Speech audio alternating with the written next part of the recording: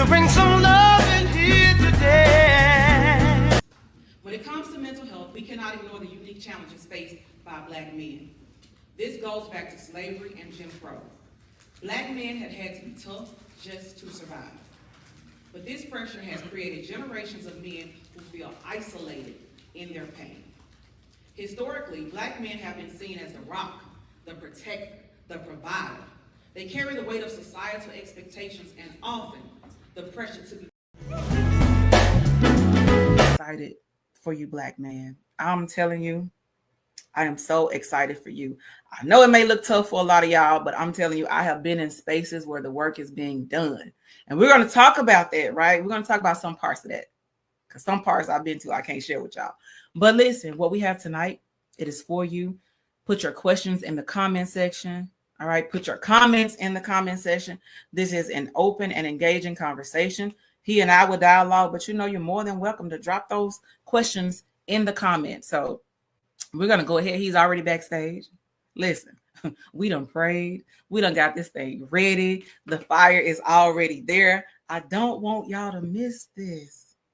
Okay? I don't want y'all to miss this. And if you've been following, so 2025, we're in the relationship series and we're covering all aspects of relationships, right? It's not just the girlfriend, boyfriend, husband, wife, romantic. We're talking about relationship with yourself, relationship with your friends, relationship with what you believe, all types of relationship. Okay. I'm going to have some preachers in here, some people to talk about self-care, all that stuff. But tonight, we're talking to the Black man. We're talking to the brown man, okay? Because I do live in San Antonio. So we're talking to the Black man. We're talking to the brown man. And I'm so excited, right? To see a Black man in this space. We know one of the biggest reasons that Black people don't go to therapy is because we ain't about to tell them folks our business, right? We need somebody that looks like us, who understands us, who sometimes talk like us, right? So listen, we're in the light room. We're live, okay? Share this live. Bring your questions. I'm going to go ahead and bring him up so we can have this valuable conversation. While we're having it, check in with your green hearts. Share this live. Hey, okay. Thank you. That's it. And Dr. Keeley, stay in. Be a part of this conversation, okay? I am so happy to see you in the comments. Your expertise is absolutely welcome in this space, and I'm so happy to see you here. Thank you, girl. My little red lips, okay? So we have him here in the space with us. Again, share this live. Share it in your family group chats. Share it on your Facebook. Share it in your Facebook Messenger. Get the Black man on the line. Get your sons on the line. You need to be a part of this conversation. If you are a mother, unmarried or married, and you're raising a son, trust me, you're going to want to be a part of this conversation. Let me text my child. Son, let me text my son. You're going to want to be a part. Jay Brown, shout out to Jay Brown. Revelations. Put it in the chat. I'm sorry, Jay. Put it in the chat. But he and his brother have a podcast as well. So check that out. Put it in the chat and I'll put it on the screen. So glad to see you here, brother. Again, share your expertise. Share what you and your brother talk about in the podcast, because we have the awesome Efrem DeHughes here, but I'm going to call him E now. I'm going to call him E. Call me E. That's right. Call me E. I'm going to call him E. So we got E in the house. You can follow him after this session. He's tagged in the post. We'll share his information as well. But as of right now, be a part of the conversation. Hey, E. Hey, how you doing, Peter? It's going. I'm blessed. Good. Black man talking about mental health. Let's go. Listen, it's all in Pastor Keeler. The man done prayed. He done open it up. We ready. Okay, we are ready. So the way it works in the light room, I introduce you the way that I met you, and then I allow you to introduce yourself to the guests, however you feel led to share. So I met E at an event here in San Antonio. Shout out to Kenya. She has an annual Go Fit type of event, and so she had panelists for that event. And I came and I went, and so I saw E. He was the other doctor, Dr. Musa was up there, but he was the only Black therapist, the Black male therapist on the stage. And so met the brother, talked to him. I knew that I had the podcast and it was growing, and I'm always looking for guests, always looking for people to add value, but more specifically, I was elated to see a Black man in the space. And then we, kind of went out to the side a little bit and we talked. I introduced myself. He gave me his business cards, right? So if you're in business, get you some business cards, get right? You some business cards, yeah. Okay. And so it was like a year later, maybe, yes. that I reached back out. Yeah. So I was going through my cards and I was like, oh, I remember him. So let me call. Found it when you needed it. Yeah. And so I called last year and we talked it up. And here we are today. So that's how I know E. And now I will let E introduce himself. Well, before I begin, though, Keith, I want to just, say it's an honor and a privilege for you to have me on this platform. I think what you do is so tremendous. I think I want to just openly give you your flowers for the awesome job that you're doing, the huge impact that you're having on the community, the significant impact you're having on the community. And to have me on your podcast is just humbling. So I would just want to give you your flowers and congratulate you on what you're doing and wish you nothing but the best. I think the best is yet to come. You just at the beginning stages of your journey, but I'm excited for you. And I appreciate you having me. Let me say that out the gate. All right. Thank you. So thank you. Okay. So I've been working pretty much in social services, I want to say, throughout my whole adult life. I started as a combat medic in the military, I think right out of high school. I worked in other helping services over the years. Then I became a social worker, and then I became a clinical therapist. And I've been a clinical therapist since 2017, providing psychotherapy to individuals mainly. I work at a physician's group in long-term care full-time, and I also work part-time for my own private practice, Genesis Hope for Growth Counseling Consultant, in the evenings and some weekends. So I that's pretty much my resume in a nutshell. There we go. Wow.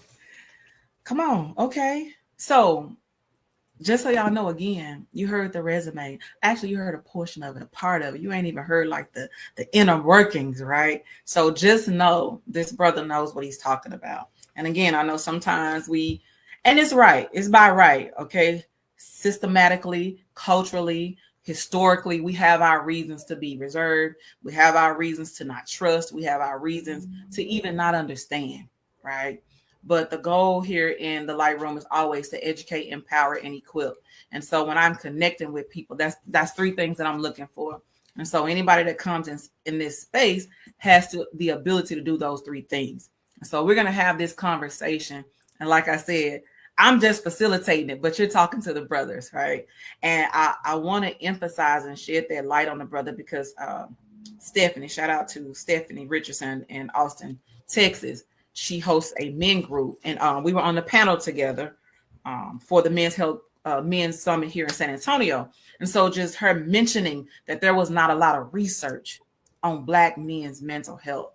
As a Black woman who's had my own journey, my own diagnosis, all those things, like there's plenty. But I don't think I even paid attention or realized that there wasn't a lot of research for the Black man. So again, thank you for being in this space. With that, what made you go into social work, right? You hardly ever see Black men in social work. What led you to go into social work? Well, to be honest, I had two cousins before me that I got to give a shout out to, Tehran and my cousin Maurice, because they were social workers before I was. All three of us grew up together our whole life, and all of us became licensed masters social workers. So I think they kind of paved the way in a way for me. But initially, I wanted to be a PE teacher, right? Because my PE teacher, my coach in high school, my basketball coach, he had in my opinion, the most positive influence on me as far as my future, as far as how I conduct myself, integrity, things of that nature.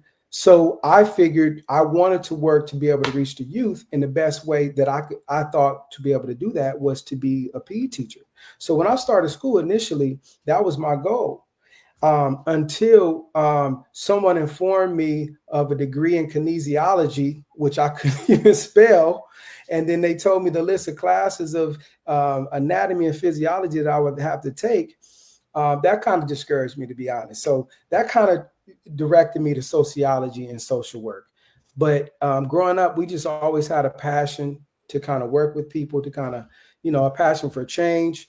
I I kind of actually just followed some suggestions as far as being a social worker, because our background, our upbringing, I think it prepared us to be able to work with diverse groups and be able to relate to individuals in a way that could be, I guess, a profession.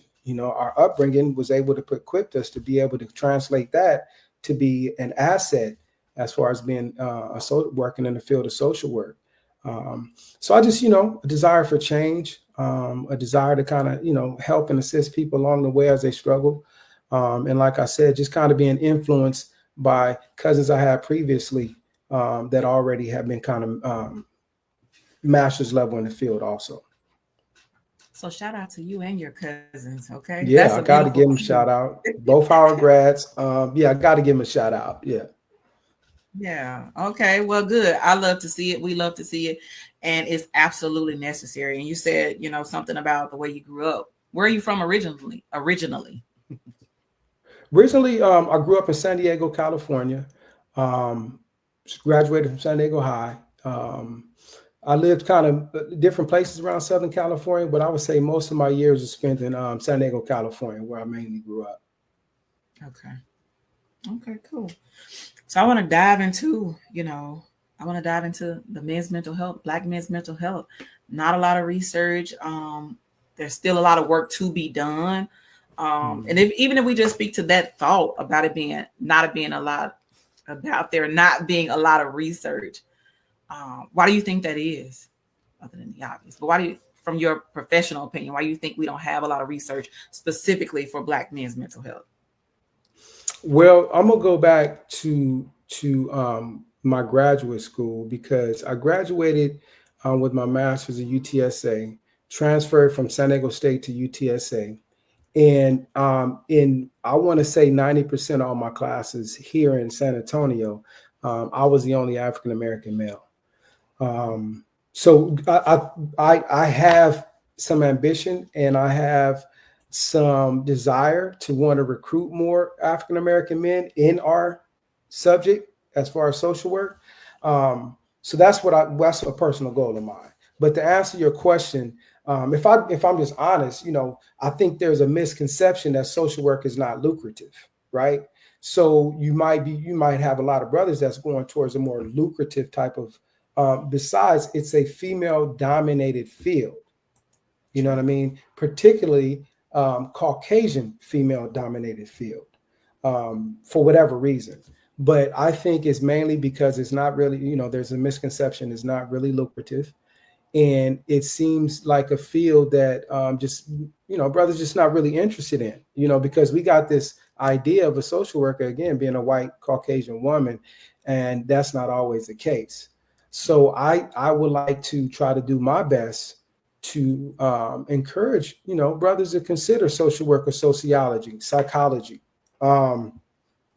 If we are to enhance or influence the research, it starts with us, right? We can't, I don't think, anticipate or expect, rather, for another group of individuals to do the research that we need for ourselves. So I think it can begin just with us just kind of enrolling and choosing this major more often.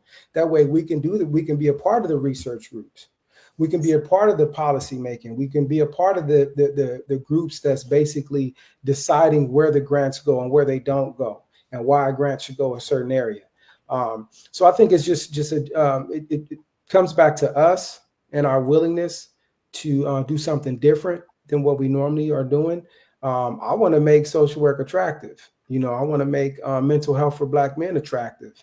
Because I believe it would be by attraction and not promotion, right? And if I can be the, I guess, the contradiction to the stigma of what everyone else believes, which is a Caucasian woman in this field, then I think more men would not only be able to be open to receive mental health services, but more likely kind of like following our footsteps to look at maybe encouraging the younger brothers to consider this role as a career as well. Then we can possibly be more a part of doing the research for ourselves about us, if that makes sense. Man, you said it, right? You can't make changes if you're not a part of the process. You can't change the rules if you're not at the table where the rules are being written. So you're absolutely right. And thank you for sharing that. And so shout out to the men who are considering what career is next, which way should I go? How can I be an impact? How can I help? If you're willing to go back and do the work, consider social work. And shout out to the therapists that are in the comments, right? Shout out to Kevin Wells. He's a therapist in Memphis, Tennessee. So shout out to you brothers for the work that you do. And so as we talk about that, I want to get into it, right? Men's mental health. And, aggression is usually anger, the thing that's attached to the Black man. And so let's talk more about like what that looks like or what that could really be. What's really making that man aggressive or angry? Like what's at the root of that? So the DSM is a diagnostic statistical manual, is what we use to look at symptoms and compare these symptoms in the DSM to draw a diagnosis based upon our observation and assessment. Of course, when these diagnoses is written with the perspective of from a Caucasian person as far as how they may present. So you may have a white male that will present totally different as far as having depression than a Black male, right? So a Caucasian male, he may present as kind of actually like sad and withdrawn, versus the African American male.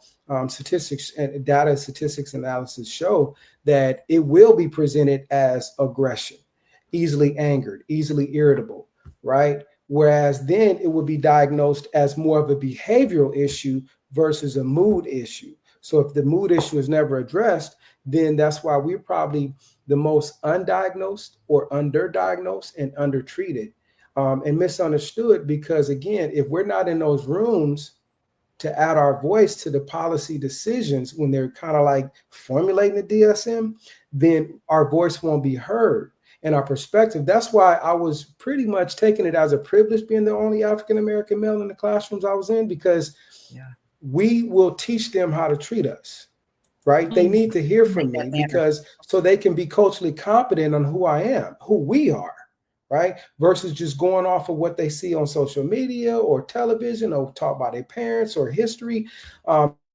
They can be in the presence of another African-American male during the learning process, so they could be more culturally competent to be able to go and then inform the misinformed relatives or family members or friends that they may have on who we are. So to kind of get back to your point, I think that we present as just different, because our culture is different, easily irritable is one key sign of depression for Black men. An example of that would be just kind of getting frustrated with the mate on what to watch on TV, or having that short fuse when you're waiting in line at the grocery store and somebody just get in front of you and you just got a short fuse and you kind of don't have that frustration tolerance in that moment, or just kind of family relationships. We have family members that sometimes have poor ability to manage their anger, and we just think they got an anger issue. But underneath that anger is, and again, anger is an initial response to a secondary emotion, means that it's something else fueling that anger, right? So if we don't get to the core of what that is, we'll just be kind of putting a Band-Aid on it, but not treating the actual root of the problem, if that makes sense. It does. It makes a lot of sense. And I think of it from the lens of mothers with their sons. A lot of times we tend to be more tolerable and patient with our daughters, but not so much with the sons, especially when they are showing up with the irritability, the rage, the lashing out. And so instead of asking this assisting him too, right? Because what I've learned, what I've learned, and I say I've learned it because I've heard it out of adult men's mouth. like a lot of men aren't familiar with their emotions and not even familiar with what to do with them. So I can't just imagine a boy, right? Can't really say, "Mama, I'm sad," or "I'm depressed." And if he does, the typical cultural answer is, depressed about what? You don't pay no bills. You don't have no responsibility. What are you depressed about? And so from a clinical perspective, like, talk about the damage that does to a boy growing into a man to say those type things to him. Well, then we grow up with either masking our feelings, avoiding our feelings, self-medicating our feelings, acting out in other unhealthy ways to treat our feelings. And then what happens is we grow up this ideation of not being comfortable to share. I mean, just to be transparent, as an African-American male in my upbringing, I don't even think I heard an African-American male use the word feeling. The way you seen their feelings was out of anger. That's what you seen. You didn't see them. They never. So the word feeling wasn't even discussed. So if that's not passed on to the younger generation, they don't feel they won't even have an idea how to identify their feelings and what the root cause of that feeling could be. Another aspect is that it's poor relationships, right? When you're in a relationship, it can grow up to when you're, in a relationship with someone, because you never treated it at a younger age. Now you're having some difficulty just being compatible with somebody because you have something that could be, an experience of trauma maybe that is untreated, and it presents itself in another manner, which you have an inability to have a healthy relationship with someone, whether it's coworkers, a mate, siblings, distant from parents, right? Because if you got this from your parents, then that can create a strained relationship, with your parents, right? And then you just kind of holding it inside, and it's going to come out, and it could be displaced. It can come out in, like I said, some situation where you're just waiting at the grocery store and pop off on somebody, whereas it wasn't even about that. It was about the issue that you never really addressed that could have potentially happened years ago, suck it up. I think we've been misinformed by people that's been misinformed. They did the best they could with what they had in the past. But I think now we are at a new age where I want to create an environment to where men can be more comfortable with saying the word feelings and talking about feelings, right? And experiencing a new freedom that they've never really truly experienced before by being vulnerable, and that's a key word that I would hope we want to kind of talk about is vulnerability, and how important that is for us as Black men to consider taking a risk and being vulnerable with other people. Because where I'm from, vulnerability means, you might get taken advantage of. But in actuality, when you talk about having a healthy relationship, that's part of it, unfortunately. Well, fortunately and unfortunately, you have to be willing to kind of take a risk to allow yourself to be vulnerable and openly talk about what's going on with you and, try to get some solutions to help you with that.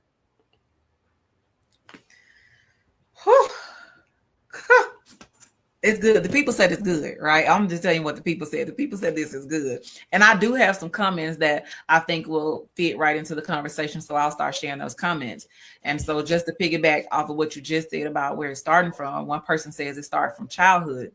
Many people hasn't healed from childhood traumas. And we know, and we talked about this, I'm so leery about the fact that trauma and mental health is becoming so cliche, because poor mental health is a real thing.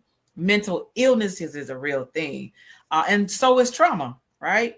And a lot of the things that the adults are fighting with is just what you explained. It didn't originate in your adulthood. It started in your childhood. And so when you push those things under the rug or you self-medicate and do all those things, now you become an adult with the childhood trauma. Can I read a few statistics I got right here? Yeah. Just to add some context, right? So, prevalence of mental health issues, right? Approximately 17% of Black Americans reported a mental health disorder in 2020. Suicide rates, right? Suicide rates are the third leading cause of death in Black men ages 15 to 24. Black men are 4 times as more likely to die from suicide than Black women. I didn't know that, right? I used that stat I'm sorry, go ahead. No, so I used that statistic the other week in a presentation I did. One of the main barriers to getting help is access, right? Access to mental health services. Only 25% of African Americans seek mental health treatment compared to 40% of white Americans. Barriers include lack of health insurance, cultural mistrust of healthcare providers, and a shortage of Black mental health professionals. Yeah. So here I am. I know other Black mental health professionals, right? So we're kind of checking that box for the most part, making some progress. Yeah. And then lastly, the representation of mental health professions. Currently, only 4% of psychologists in the United States are Black. Yeah. So, and then you have to think about the racial stress and trauma that we deal with on a day-to-day basis, but yet we don't have the people there to help. So that is, I mean, we can't expect progress with that formula. Yeah, absolutely. Absolutely. You know, Just had this conversation tonight. So again, it kind of starts and it ends with us in a way. I mean, don't get me wrong. I deal with the same issues any other Black man deals with, but at the same time, we have to kind of be self-reflective and be accountable to one another to say, okay, what are we doing for us? You know what I mean? And again, part of it, like I said, is trying to encourage more Black men to get in the field of social work. Because again, it can be lucrative too, fellas. Yeah, you can't be have coins now. Don't believe the hype. Yeah. As a social worker, case manager, you got to pay your dues, right? But once you get to the status of being a clinician, if I can do it, any man can do it. Any Black man can do it if I could do it. So yeah, it's the opportunities there. That's it. Man, listen, you got the comments, man. The people got things to say. And thank you for sharing it, and thank you for responding to that. All true and good. And thank you for those stats, right? But they say men lie, women lie, numbers don't lie. And the statistics are there. Black men are dying. And then the age range, right? Those are really young Black men that are dying by suicide. And so representation matters. We want to show up. There's a comment, and I'm going to read them the way that I got them. So it says, exactly. We often do not know how to identify our emotions with the correct descriptive words, which usually leads others to misunderstand how we feel so they cannot properly assist us. That's good. That's a real talk statement. And then there was a question that says, and it was when you were talking about being irritable. Could they possibly be easily irritable because they are constantly misunderstood, misdiagnosed, and mistreated? So that was a question if you wanted to add anything more than what you said.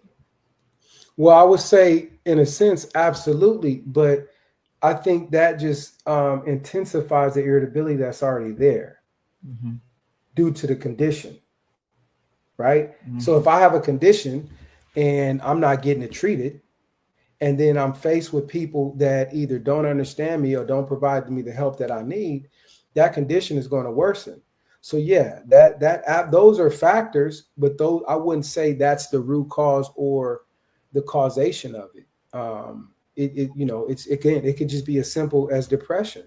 You know, I think as a man, it is challenging because we're convinced in society that talking about feelings is like a female like type of trait. Yeah. Whereas, or it makes you weak or soft. We don't want to show emotion unless, again, it's the angry emotion, if you think about it, right?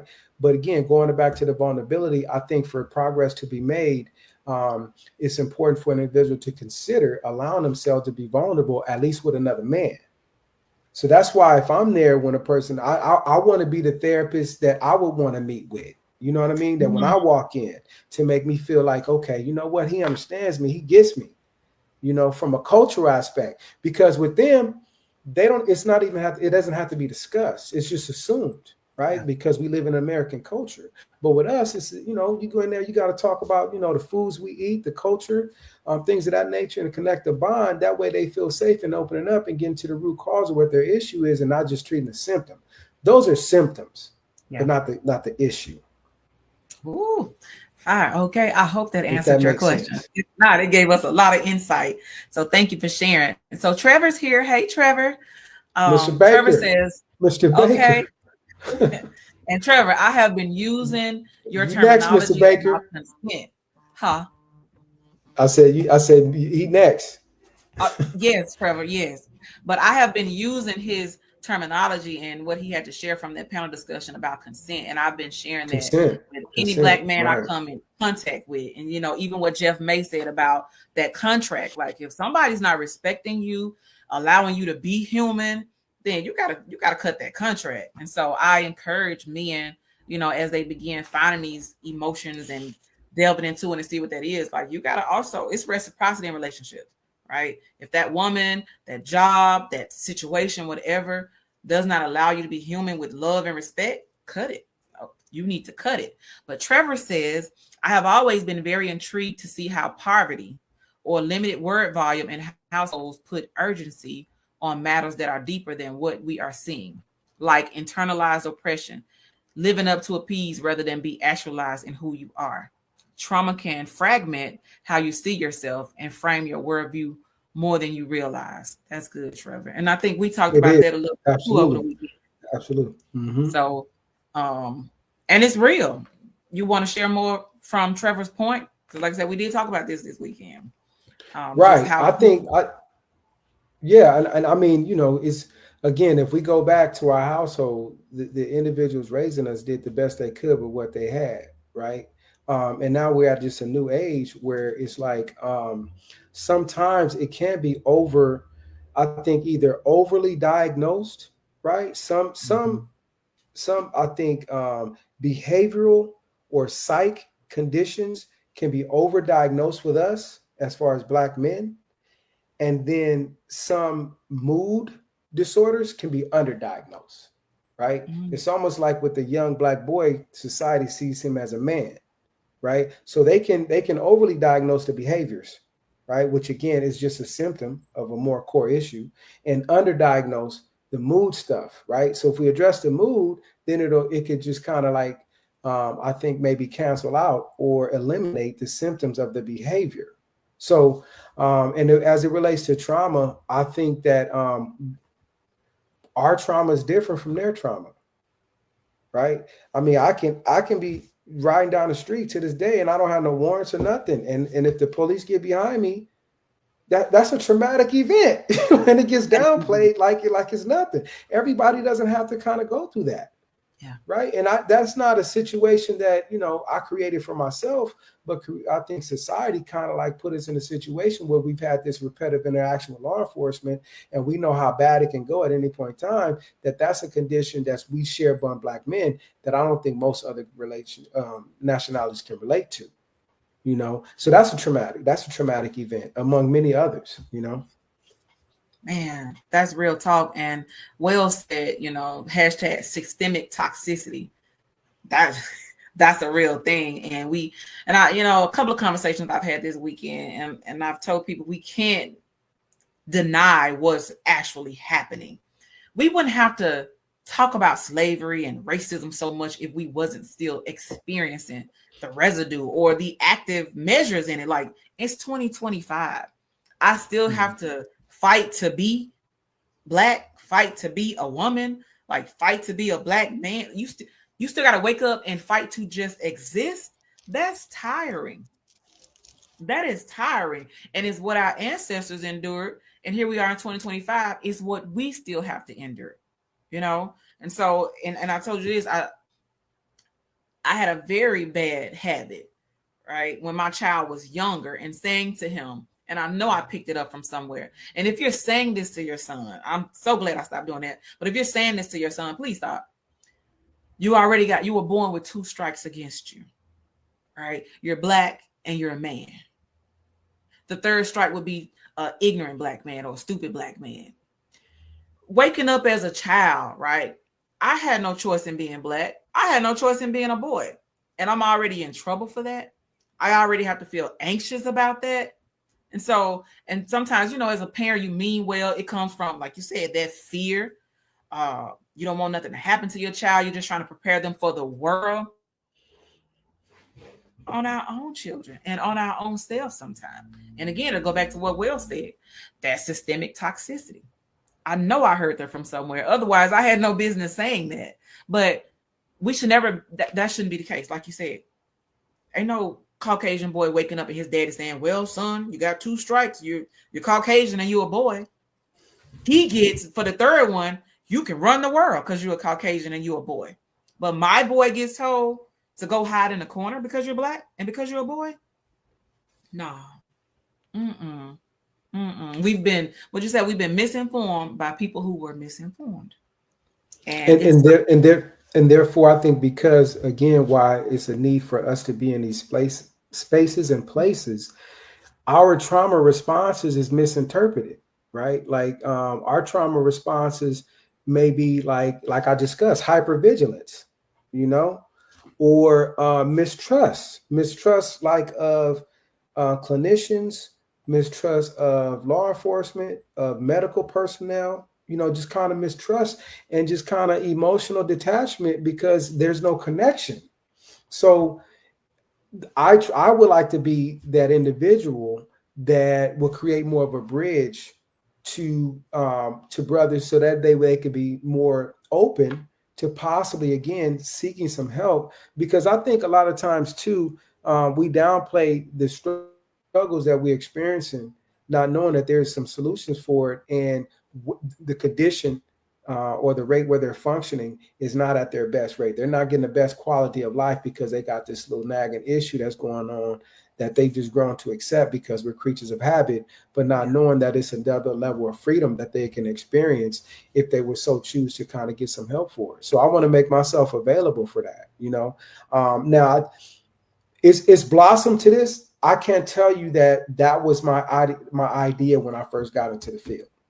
I can't tell you that was not okay. I want to be a clinical therapist. So I could be. It just kind of got to this point. I've always wanted to be there for us, but I didn't see myself getting to this platform, this space right here, where I would have the opportunity to allow myself to be accessible for us as a people. You know what I mean? So yeah, I want to make sure that who's ever on this platform knows that you know, it's help out there. It's help out there for other men looking just like me, and I look just like you. For you to have just like a better quality of life. And let me throw this in there. Mm-hmm. My experience has been it's a lot harder to stay the same than the perceived challenge of the change that individuals don't want to make. Right.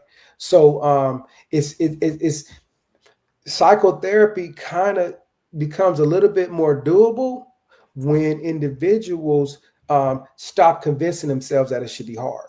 You know what I mean? Or they got to dig deep. Right. The organic process of psychotherapy takes place that, yeah, there's some work to be done, but it's a type of process that the more you put in, the more you get out. Right. If you're working with a quality therapist, you know, it's actually a process that the more you invest in it, the more you can potentially get out of it. So the greatest level of freedom, you know, you can get out of it. That way you can have a better quality of life, you and your family and everyone else that you're associated with. Thank you for saying that. Thank you for sharing that. Because again, I've been in spaces and the conversation is getting louder, and I appreciate that. I was in a beautiful space this weekend, and I wish, and I should have. I wish I could have invited you, but it was my first time, and I was invited. But and it'll be others. It'll be others. But it was so beautiful to see, right? And I'm glad this healing is taking place. And you know, this beautiful Black woman is facilitating this conversation for these men to heal and learn and grow, right? Because you know, social media, it does its damage. I don't care what anybody say, it does its damage. You know, the sticks and stones may break, like that ain't true. Words will hurt, right? And I'm going to read this comment to solidify that words will hurt. But like I said, it being in that space this weekend, I just want the brothers to know, right? You no longer have to suffer in silence, right? There are people here doing the work that look just like you. Like it is now time for you to live at a higher level, like at a higher capacity for yourself first, for your family next. And so you can contribute to society in a better way. Thirdly, that's here for you. That is the option for you. So thank you again for sharing that and for saying that, because I don't think they hear it enough either, right? There's a lot of pressure on Black men. And like I said, being a mother, watching my son be born, to watching him develop, to watching him grow, to watching him now being an adult and now a father is a lot. And, you know, for me, I come from a big family. Like the women were always willing to talk.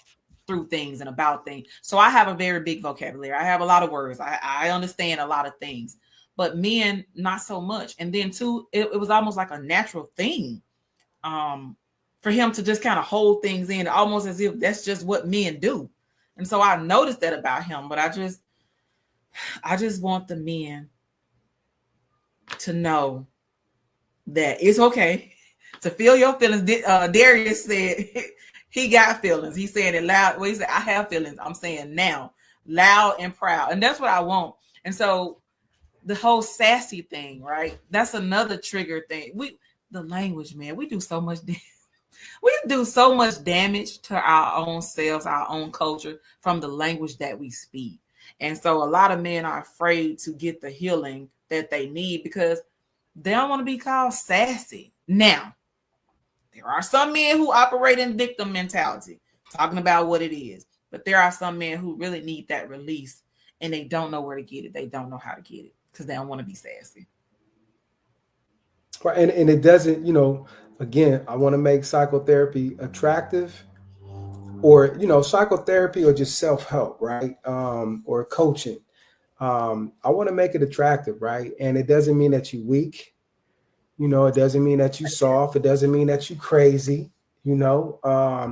Sometimes it, it's fear. It's fear because you might be judged by other people, because our community does judge harshly on people that seek, mental health counseling. And I think a lot of men also, and I don't want to generalize, but I think, as a man, we think that we can just kind of like, it'll go away, or I can handle it. Or I can pray it away, or I can smoke it away, or I can drink it away. And in actuality, it doesn't go away. Sometimes just the therapeutic nature of sharing it with someone and being validated and heard by someone can be on the way to the solution, or it'll create the environment for the process for the solution to surface. You know what I mean? So even if, because I tell my clients too, like, I want to empower you to show up, that if you just want to show up to our session, because it says it's a relationship you have with someone that is just about you, right? When my clients show up, it's just about them. It ain't about me, it's about them. So there's really no other relationships that you'll have in this world with, other than even the doctors, like, okay, hurry up, what you got to do, and they're gone. So during the therapeutic process of counseling and therapy, you that's an hour or up to an hour that it can be just about you. So I empower my clients to say, hey, I just want to be heard today. I want to talk. I want to vent. Okay, fine. I'll leave my little handout. I'll leave my activity. We can get to the homework next week. Because sometimes just having someone as a sounding board, just to share some things with, it just happens. Something happens in that process that you leave not feeling the same as you were when you got there, right?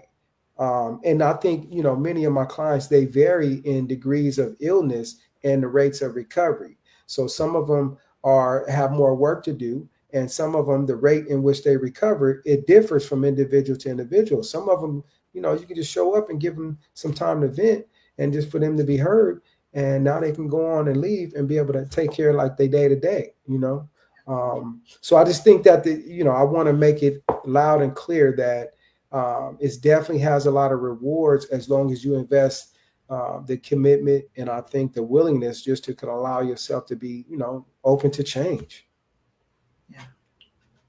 Yeah, that's good, man. Come on through. And for those of you, it's like, how do I find a Black therapist? Where I go to therapy? Shout out again to Kevin Wells, www.blacktherapistmatter.org. And I think Pametria, I don't know if she owns that site, manages that site or whatever, but she's a Black woman therapist out of Memphis, Tennessee as well. So there is a community of Black therapists. Tennessee, Texas, Atlanta, Chicago, like we're in small numbers, but we're in different parts of the world. And so with that, before we go, so again, that's www.blacktherapistmatter.org. I want to say this too, that Stephanie shared based on our conversation about what we're saying to them. And I never thought about that because I was in social services I'm still in social services, but I've been in social services for some time too. And that at-risk youth moniker, like She says at-risk youth is another terminology that's toxic, because the child who hears that begins to wonder, at risk of what? Another perceived strike that they are walking around with. And we know who came up with that term. Like, it's a real thing. And again, most times an at-risk youth is a Black boy. More often than not, there are programs geared towards at-risk Black boys, to either combat that pipeline to prison thing, or, you know, whatever the case may be, but it's usually for those Black boys. And so being careful of the terminology, that adds an extra weight, right? It's labeling and stigmatizing. Yep. It's labeling and stigmatizing. Yeah. So then it's like it can become a self-fulfilling prophecy also. So whereas, you know, they would then assume that they would have to conduct themselves with behavior consistent with that label, you know, being that they're at risk. Mm-hmm. Yeah, I never thought about it. And I've been a part of programs that served at-risk youth, but at-risk is labels and stigma. Man, you have put it out there. You have educated us. You have empowered us, and you have equipped us. You and the comment section. Shout out to this comment section tonight. Y'all really showed up, and I appreciate that. And there's a whole lot more that we could get into. You know, if we had like 2-3 more hours of conversation in this space, but where did the time go? Right. I know. I know, right? I told you, okay. Get in it. Okay. You know, it'll just roll. But I'm glad you were able to share space in here, share space with us. So how can people connect with you, find with you, what services you offer? Let people know what E has to offer to the community. Well, for anyone, you know, looking for mental health services, I can be reached at genesishopeforgrowth.com. That's my website. You can go on there to give you all the information about the practice. It'll also give you an opportunity for you to connect with me. My telephone number is 210-951-9586, is also on the website. For individuals that are Texas residents, those are the individuals that I'm licensed to kind of work with right now. So if you're in the state of Texas and you're seeking mental health therapy and you want to work with an African-American male, I'm currently taking clients. So genesishopeforgrowth.com. Yeah. Good. Thank you. So San Antonio, I'm in some groups and they be asking, where are the Black therapists? Where are the people? Like, we're here. He's here. Connect with the services, guys. Like, start looking for a better life, because it's there. You have the keys, you have the tools. Yes, ma'am. He's in San Antonio. So that's Dr. Keeley. She asked, was you in San Antonio? Yeah. He's in San Antonio. What's this thing? Thank you. All virtual, by the way. Oh yeah, all virtual. All virtual, yes, all virtual. Drop a link to your practice. Tell me your. I'll make a banner. So I'm going to ask you a question, and while you talk, I'll create I'll create the link. So tell me the information for your website again. Genesis, GENESIS. Hope, HOPE, for growth.com. Okay. There you go, guys. Coming up. Boom. There you go.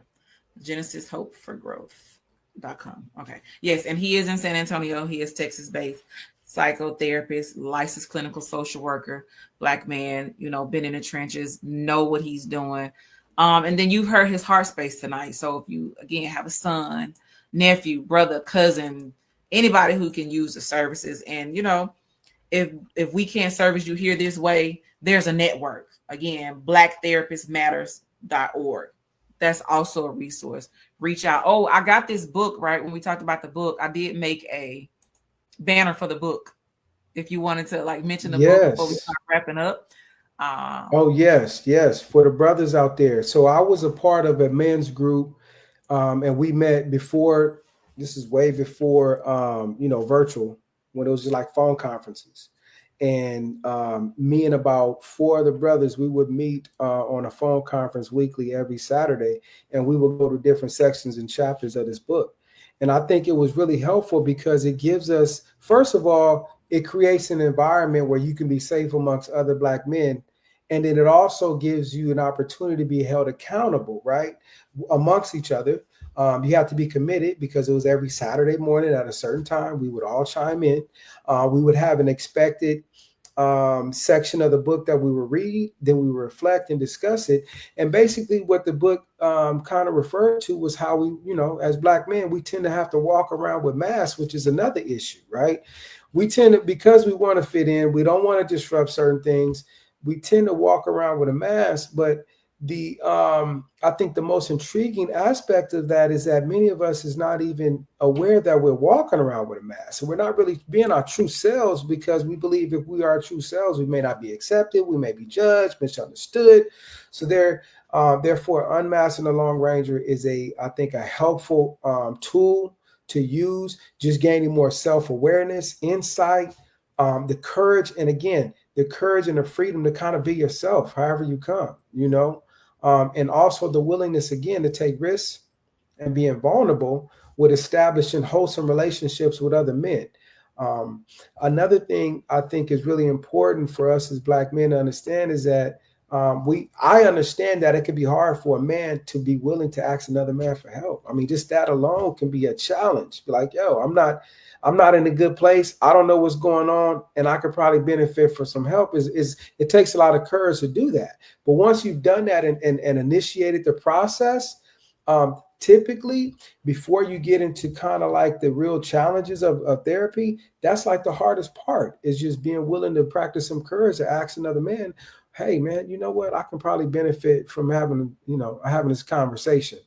Us as Black men, we have to be willing to have some tough conversations. We didn't talk a lot about trauma, but as far as trauma, we need to be able to slowly start unpacking that as Black men and having those tough, hard discussions with one another without this idea of what we think other people may think about how we are presenting, how we sound, letting go of being soft and being weak. We need to get better.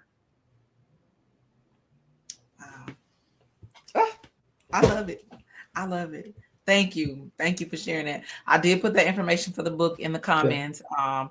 And so even as people watch the replay, they'll see the title of the book and things like that. So there's a conference in Atlanta. I'm assuming it's for therapists. And maybe we can talk offline about that, but I don't know if you're going or not. But there is a conference in Atlanta on the 7th, and I'll relay the information about if you're going to be there or not. So if you didn't know, there's a conference in Atlanta. And then Dr. Keeley said that she will be in touch. Absolutely. Well. If Black men, if we can allow ourselves to be more of service, right? To consider volunteering our time, that's also therapeutic in a nature that I can't fully explain, but it's been hugely instrumental for me, right? Getting outside ourselves to practice some empathy, to think about someone else without having any expectations is also highly therapeutic, and it's also beneficial. So I would encourage individuals that is a form of like self-care as well, just kind of like being willing to be of service and volunteer somewhere. So glad you said that. That is so true and so needed. I am a mentor for a big brother, big sister, and one of our greatest needs is for male mentors here in San Antonio. And I'm not sure about other areas, but I'm sure there's always a need. Like we have a lot of boys that need to be matched, but there aren't a lot of male mentors. So and I didn't prefer a boy. I would have raised a boy. So I have a girl. But yeah, we could use the help. So if there are men in San Antonio who's willing to serve in that way, and again, it's therapeutic. The lessons that, you'll be amazed at, what children can teach you, whether they're your child or not. And then, how y'all can learn and grow together. My little helps me a lot. She's so energetic, but we need male volunteers. Okay. Yeah. Thank you so much, E, for being in this space. Thank you. Thank you so very much. Thank you so very much for having me. It's been great. I appreciate the opportunity. Absolutely. And so may the practice grows by leaps and bounds. The men will be looking for you, and then you'll be hosting big conferences, helping the men navigate these emotions and feelings, and you and Kevin Wells can link up, and Trevor. It's gonna be good. And it's gonna be big. One day at a time, right? One day at a time. Slice the pie, right? Okay, there you I go. tell There people you I'm go. big picture, and then when it comes to the details, I I'm just love the there for you. optimism and the faith that you have in us, and I also appreciate just your passion and kind of dedication and the commitment you have for the plight of us. So again, thank you for having me, and thank you for doing what you do. Keep shining and sharing your wisdom and your your intelligence. Keep doing what you're doing, because you're definitely making a significant impact again. Thank you, sir. I appreciate that. Two last questions, and then I'll give you your time back. Well, one was a recommendation or a suggestion to come volunteer. So Man Cave San Antonio. So my apologies, Man Cave, when I said the mental health summit that I went to, that I met Trevor at. So it was hosted by Man Cave San Antonio in partnership with 100 Black Men of San Antonio. So let me get that right for Darius get me. Yeah. But again, that's a place to volunteer as well. That is open. Oh yeah, instead, like, listen, the way I'm telling you, and I love it so much, been connecting to people who are supporting the Black man, because I see the stuff on Facebook, I see the stuff on the internet, and again, as a mother of a son who gets to see from the inside, like with no judgment, it's painful, ladies. Stop it. If there's a man in your space, deal with that man. Don't make every other man pay for what this man is doing and how he's showing up. Deal with that man. But, to the men, right? If you know you ain't right, don't be out here causing damage. The brother said he's willing to help. There are plenty of brothers in the comments willing to help, and sisters. Like, you can have a female therapist or a male therapist. We're here. And so I just want us healthy, heal, and whole. And so shout out to Stephanie Richardson in Austin, Texas. Again, I was just beyond words in that space. And so maybe she'll invite us back. But Stephanie, he is a great resource. I hope so. Right? Yeah, so I'll make sure that y'all get that connected. But she's done an amazing job. She's built a beautiful things for those Black men. And Dr. Keeley, she know I love her. Right. So she has really helped me like kind of get into this space in San Antonio. And just watching her show up for the Black community, for like just in San Antonio as a Black woman, and she be cute. So, Dr. Keeley be fly. So I love it. And Dr. Keeley asks, is your work faith-based? I'm gonna let you answer that. I know it is, but I'm gonna let you answer that. So is your work faith-based? Well, I mean, Genesis, so absolutely. God is all through. I mean, I think I would be remiss if I didn't give God the credit for the miracle that's happening to my life, right? So I give God all the thanks for everything that He's doing in my life. So I'm a believer. So yeah, and it's Christian based. I work with every individual on an individual basis, but definitely I open and I welcome any type of spirituality or religious beliefs that a client may have. Absolutely. Good. Okay. Well, we'll talk about it offline. So San Antonio sounds like we need to have a meeting soon, a meeting of the minds real soon. And I would love that. I would love for us to continue to build a community here and grow here, so we can start right here in San Antonio and then grow out. But thank you, sir. It has been an amazing conversation. Thank you. Absolutely. Just what I knew you would do. Come in here and set it on fire. I appreciate the invite. Thank you very much. The knowledge, the wisdom, all of that was here. Everything that we needed, the resources. Shout out to everybody in the comments that added value to this conversation. Absolutely. So if you need anything from me, you know where I am. Absolutely. Okay. She said she only asked because there are Black youth in the LGBTQIA.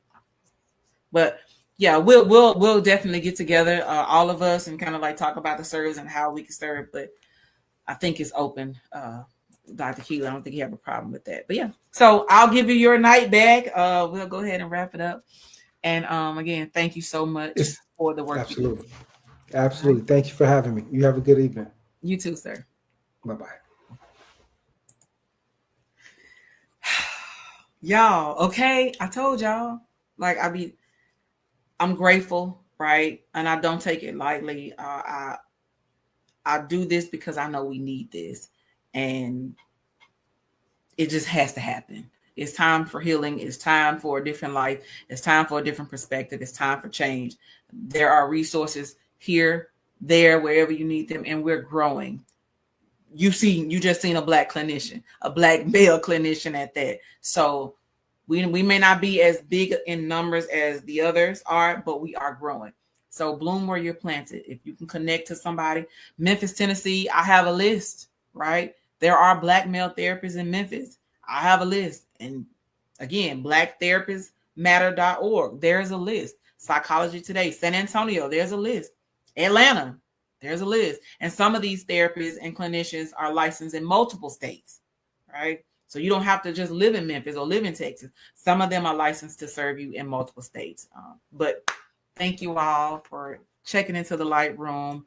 I appreciate you. Share this live even after we're done. The replay will be available on my YouTube channel, so make sure you subscribe. When you subscribe, make sure you check the notification bell for all. Because somebody that subscribe and they say they don't see the content. So I need you to see the content. But thank you. Y'all know I love y'all. And I mean it.